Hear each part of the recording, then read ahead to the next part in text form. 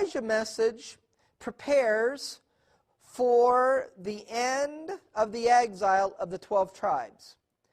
I mentioned at the beginning of this teaching that the God of Israel laid out history according to his relationship with his people. And his people broke the covenant at Mount Sinai that Jesus made with the nation of Israel. Therefore, he exiled them out into the nations of the world. While they'll be in exile in the nations of the world and being punished for breaking his commandments, Jesus allows Gentile nations to rule over the world and rule over his people.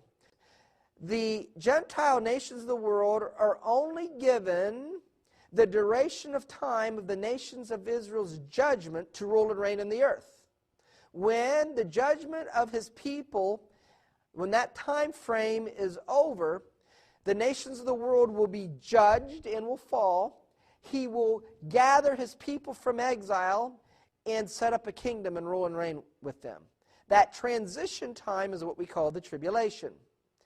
Elijah's message is a message of preparing for the coming of the Messiah by showing the people where they need to be doing what Messiah wants, which is to follow Torah, to do away with mixed worship, and that prepares you for Messiah's coming and the ingathering of the exiles, the end of the exile of the house of Jacob, which is for the people in the family of Jesus the Messiah.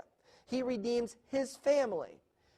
Therefore, when we're talking about gathering the exiles, we're talking about gathering those who are part of the family of Jesus the Messiah. Remember, Jesus has a literal house of Jacob and a redeemed house of Jacob. And the prayer that Jesus said to pray was, pray that your will be done on earth as it is in heaven. Heaven represents the spiritual world. Earth represents the physical world. So therefore, there's a time coming when the physical world and the spiritual world will be in unison with each other. We have a physical, literal house of Jacob. We have a redeemed house of Jacob. And in the redemption, in the end of the exile of the 12 tribes, the physical and the literal become one and the same thing. Therefore, remember, the new covenant was made with the house of Israel and the house of Judah, and all those who are part of that new covenant are grafted in. So when we're talking about gathering the exiles of Israel, we're talking about believers in Jesus as the Messiah being gathered and ending their exile, because the Bible tells us the home of the people of the God of Israel is the land of Israel, because that is the land that was promised Abraham by Jesus the Messiah. Galatians chapter 3, verse 16 and verse 29. Now, let's see how in 1 Kings chapter 18, verses 30 and 31, that the Elijah message prepares for the end of the exile of the 12 tribes. Elijah said unto all the people, come near unto me, and all the people came near unto him. And the King James says, he repaired the altar of the Lord. The altar of the Lord is going to personify or represent the return to Torah. And it says he repaired the altar. The word for repair is the Strong's number 7495. It's the Hebrew word rapha, which means to heal. You heard Jehovah Rapha, the Lord that heals.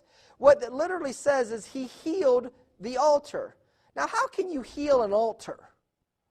It is speaking of a return to Torah, or a restoration of Torah. So we have the restoration of Torah, which is associated with the gathering of the 12 tribes of Israel, because as soon as he repaired the altar, healed the altar, it says Elijah took 12 stones, according to the number of the tribes of the sons of Jacob. In the book, The Messiah Text, by Raphael Patai on page 144, he explains, from looking at the Hebrew text and the rabbi's understanding, that Elijah will come and announce to the house of Jacob that the exile is over. Everywhere in the Bible, the name of Jacob is spelled without the letter Vav, except for 5 places. And everywhere, the name of Elijah is spelled with the Hebrew letter Vav, except for 5 places. Why?